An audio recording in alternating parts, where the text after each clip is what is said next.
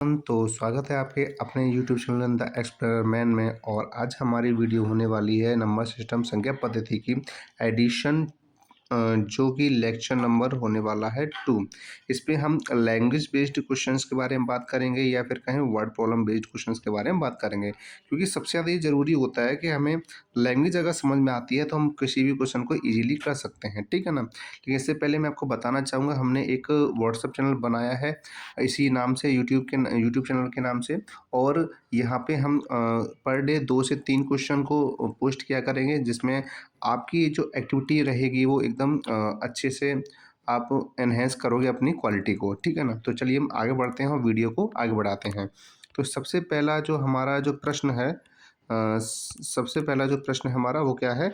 एक पुस्तकालय में 3 अलमारियां हैं। एक पुस्तकालय में कितनी अलमारियां हैं? 3 अलमारियां हैं। इसके बाद हमसे कहा गया है कि इनमें से पहली अलमारी में 195 क्या है किताबें, यानी 195 किताबें हैं। इसके बाद क्या है, दूसरी अलमारी के अंदर 304 किताबें हैं। और तीसरी में पहली से 45 ज़्यादा है। कितनी ज़्यादा है? 45 ज़्यादा है। तो इसे हम कैसे करेंगे? तो पहली अलमारी में कितनी है? 195 किताबें हैं, ठीक है ना। दूसरी अलमारी में 304 किताबें हैं। और तीसरी अलमारी में पहली अलमारी यानी कि 195 है पहली अलमारी में, उनसे 45 ज़्यादा है। कितने ज़्यादा हैं? 45 ज़्यादा है। तो सबसे पहले हम तीसरी अलमारी में पता करें कितनी किताबें हैं। तो 5 और 5 कितने होते हैं? 10 होते हैं। यहाँ से लागे 1, 9 और 4 13, 13 और 1 कितने होते हैं आपके? 14 होते हैं। अब कैरी आगे चली गई, 1 हो गया।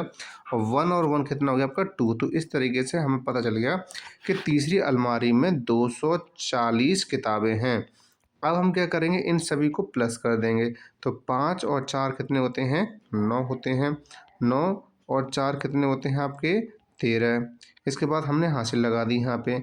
तो 1 और 3 4, 4 और 2 6, 6 और 1 7। तो कितनी होगी आपकी? 739 किताबें होगी, यानी कि ऑप्शन नंबर डी हो गया, ठीक है ना।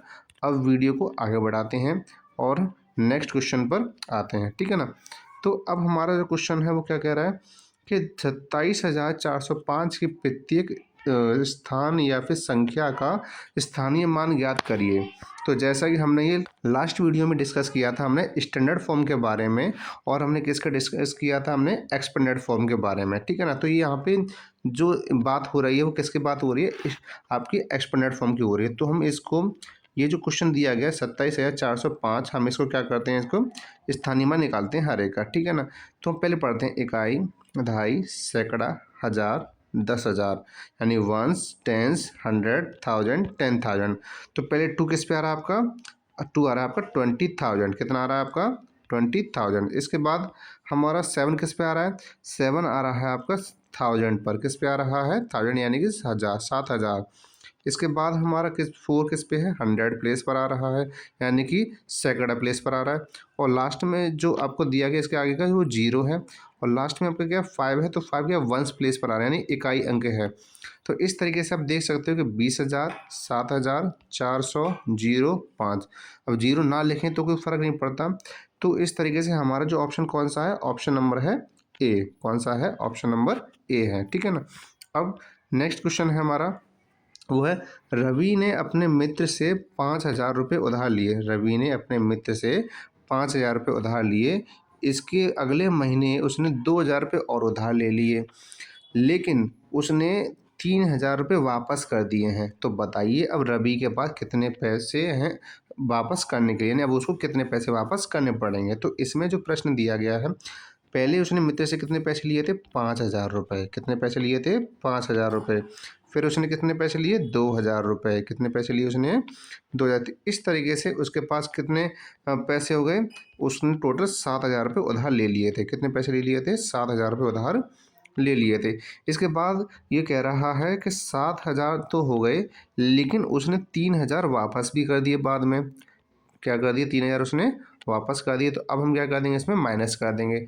0 में से 0, 0, फिर 0 और फिर 0, और 7 में से 3 जाएंगे तो कितना बचेगा? 4 बचेगा। तो इस तरीके से हमारा जो आंसर आया वो 4, यानी कि ऑप्शन नंबर ए आ रहा है।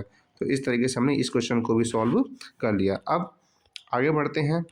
प्रश्न दिया गया है, दो भाई हैं, एक के पास कुछ पैसे हैं, मतलब पता नहीं है कितने पैसे, बस कुछ पैसे हैं, लेकिन दूसरे के पास 50 रुपये ज़्यादा हैं। जितने पैसे पहले वाले के पास रहेंगे उतने से 50 रुपये ज़्यादा रहेंगे, किसमें? आपके दूसरे वाले के पास, ठीक है ना।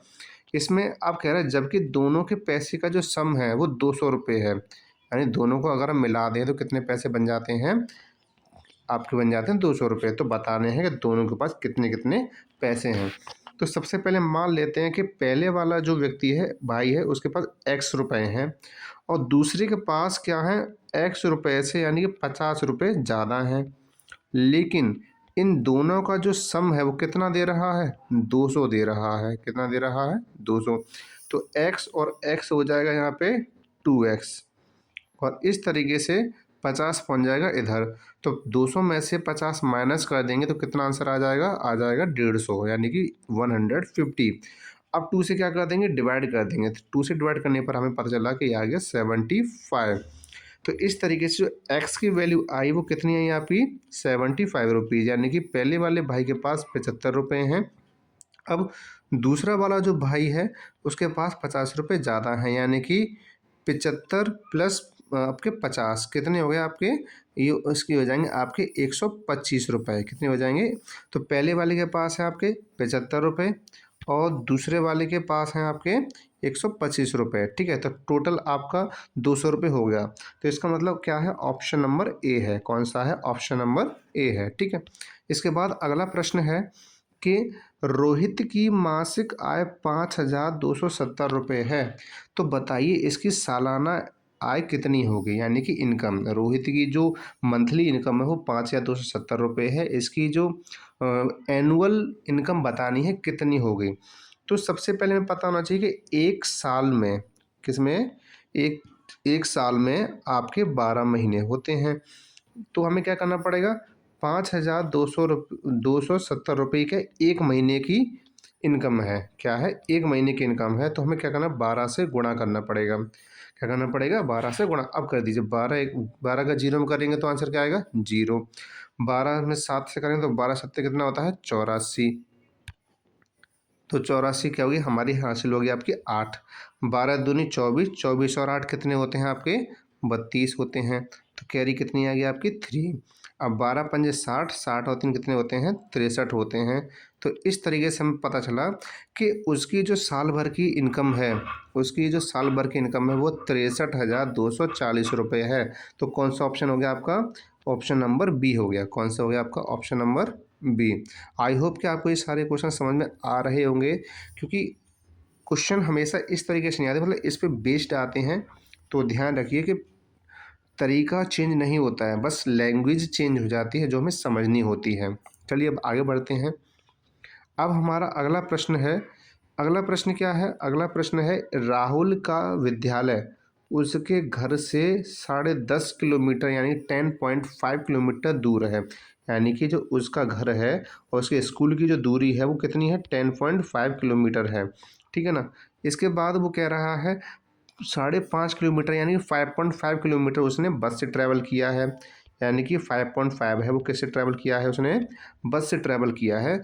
और 2.5 किलोमीटर उसने डिस्टेंस तय किया है, किससे? रिक्शे से, ठीक है ना। तो हमें सबसे पहले क्या करना पड़ेगा? जो उसने डिस्टेंस तय कर ली है पहले उनको प्लस करना पड़ेगा। तो 5 और 5 कितने होते हैं? 10। हासिल आ गई 1। अब 5 और 2 7, 7 और 1 कितने होते हैं? 8। अब क्योंकि दशमलव भी यानी पॉइंट भी एक डिजिट पहले लगा था तो हमने एक डिजिट पहले लगा दिया। इसका मतलब ये हुआ कि उसने 8 किलोमीटर की डिस्टेंस को तय कर लिया है। अब क्या करना है? लेकिन टोटल डिस्टेंस तो 10.5 किलोमीटर की है, तो इसका मतलब अभी भी कुछ दूरी बची है। तो वही दूरी बतानी है कितनी बची है। तो हम क्या करेंगे? 8.0 को हम क्या कर देंगे? माइनस कर देंगे, किस में से? 10.5 में से। तो माइनस करने पर हमें क्या पता चलेगा कि 5 में से 0 गए तो क्या बचेगा? 5 बचेगा। और 10 में से 8 जाएंगे तो क्या बचेगा? 2। अब क्योंकि पॉइंट भी एक एक डेट पहले लगा हुआ है तो यहाँ पे एक डेट पहले पॉइंट हम लगा देंगे। तो इस तरीके से कितने डिस्टेंस बच गए? 2.5 किलोमीटर की डिस्टेंस बच गई। तो ऑप्शन नंबर ए आ जाएगा। कौन सा आ जाएगा? ऑप्शन नंबर ए आ जाएगा, ठीक है ना। चलिए अब आगे बढ़ते हैं नेक्स्ट क्वेश्चन पर। अब इसमें वो ये कह रहा है कि आपको क्या करना है, 2,97,65,431 में 9 व 6 का स्थानीय मान ज्ञात करना है व इनका घटाव भी करना है। यानी कि इसमें दो कंडीशन हैं। कंडीशन वन क्या है? कंडीशन वन ये है कि पहले तो इनके स्थानीय मान निकालना है, किसका? 9 का और 6 का। तो पहले हम 9 का देखते हैं। तो 9 किस पे आ रहा है आपका? तो आपका ये पहले तो हम इसको नंबर को एक बना के लिख लेते हैं एक सिंपल फॉर्म में, ठीक है ना। तो सबसे पहले 2,97,65,431। अब इसमें हमें क्या करना है? अब इसमें हमें करना ये है कि इनके 9 कहाँ पर है? इस जगह पर है। और आपका 6 कहाँ पर है? इस जगह पर है। तो काउंट कर लेते हैं, 1 10 100 1000 10,000 लाख 10 लाख, ठीक है ना। तो इस तरीके से हमें समझ में आया कि 1 10 1000 10,000 लाख 10 लाख करोड़, सॉरी 1 10 100 1000 10,000 लाख 10 लाख। तो 9 आ रहा आपका, आ रहा है 10 लाख पर। कितना आ रहा है? 10 लाख पर आ रहा है। तो 1 2 3 4 5 6। तो इस तरीके से हमारा कितना हो गया? 10 लाख हो गया, किसका? 9 का। तो यहाँ पे हम क्या कर देंगे? 9 लिख देंगे। तो हो गया आपका ये 9 का स्थानीय मान। अब हमें निकालना है 6 का। तो इस 1 10 100 1000 10,000। तो ये किसका हो जाएगा आपका? 1 2 3 4। तो इस तरीके से हमने किसका निकाल लिया? 60। यानी कि हमने 6 का भी स्थानीय मान निकाला। अब ये कह रहा है कि इनका घटाव भी करिए। इनका क्या करिए? घटाव भी करिए। तो घटाव करना है तो हमें क्या करना पड़ेगा? घटाव करने के सबसे पहले हमें इनके आंसर लिखने पड़ेंगे। तो पहला हमने जो लिखा था वो कितना लिखा था? 1 2 3 4 5 6। तो आपका कितना हो गया? आपका 90 लाख हो गया था, ठीक है। इसके बाद हमने क्या किया? हमने 6 की भी निकाली थी। तो कितना हो गया था आपका? 1 2 3 4 और आपका 60,000। अब हमें क्या करना है?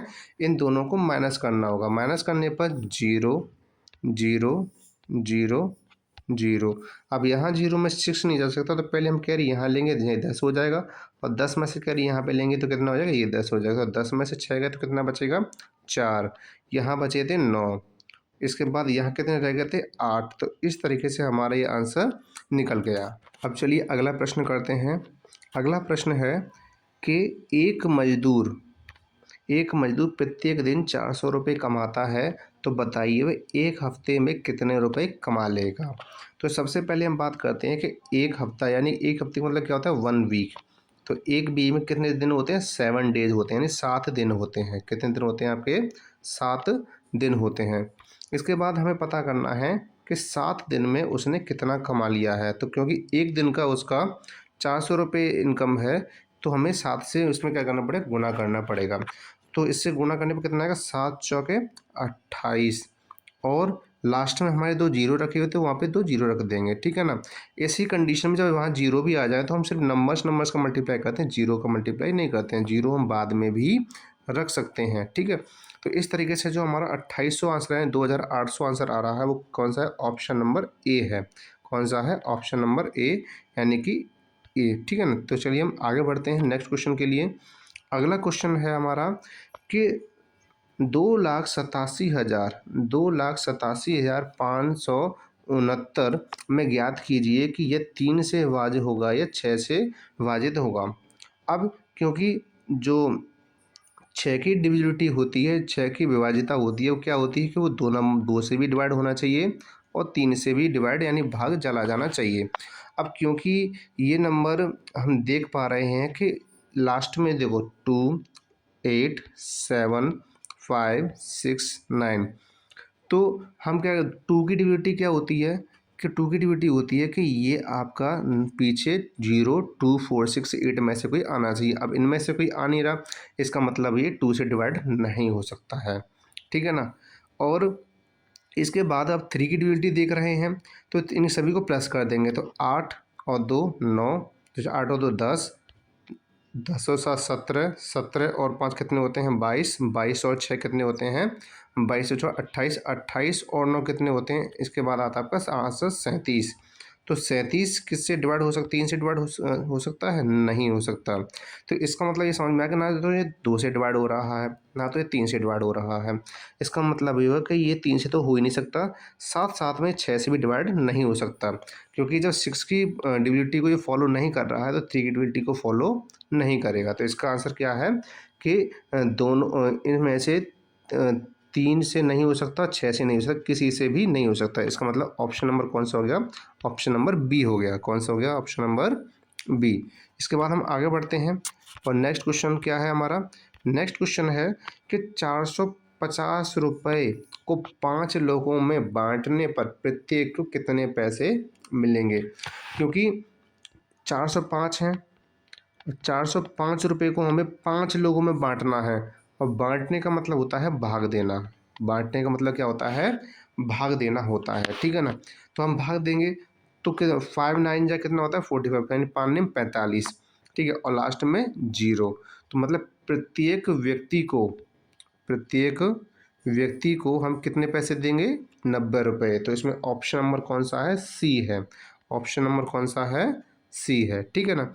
इसके बाद अगला प्रश्न है कि राधिका के पास 145 रुपये थे, 200 रुपये उसकी मम्मी ने दे दिए और 500 रुपये उसके बड़े भाई ने दे दिए।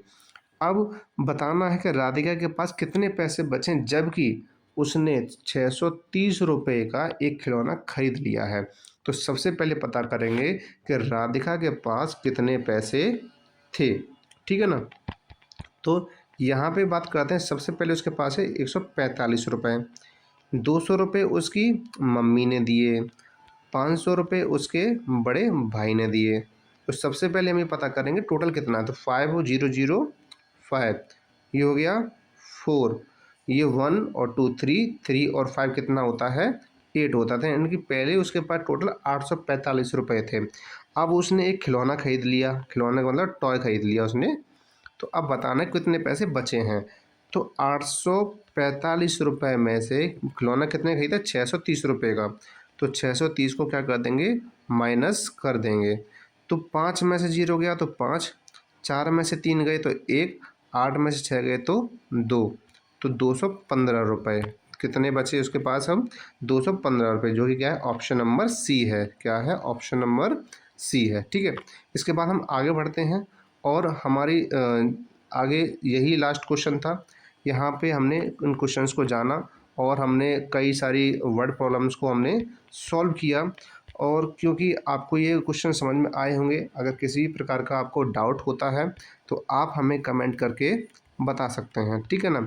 अब क्योंकि ये जो वर्ड प्रॉब्लम्स हैं इनसे रिलेटेड ही क्वेश्चन बनते हैं हमारे, तो इनको अगर समझ में आ जाएगा तो हम इससे रिलेटेड जितने भी क्वेश्चन हैं उनको ईजीली सॉल्व कर सकते हैं। तो मिलते हैं हम नेक्स्ट वीडियो में, तब तक के लिए पढ़ते रहिए और अच्छे रहिए।